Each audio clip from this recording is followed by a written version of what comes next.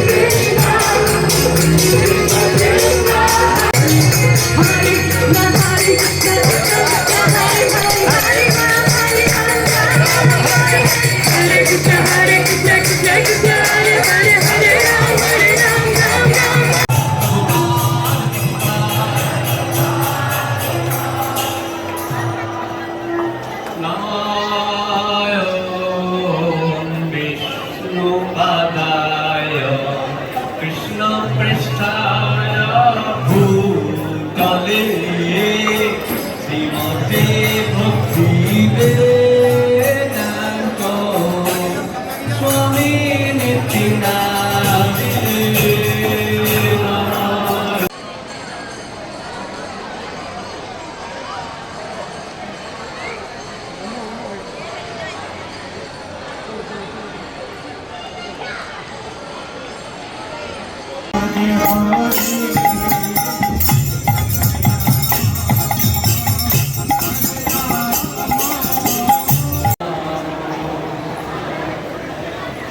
Yeah.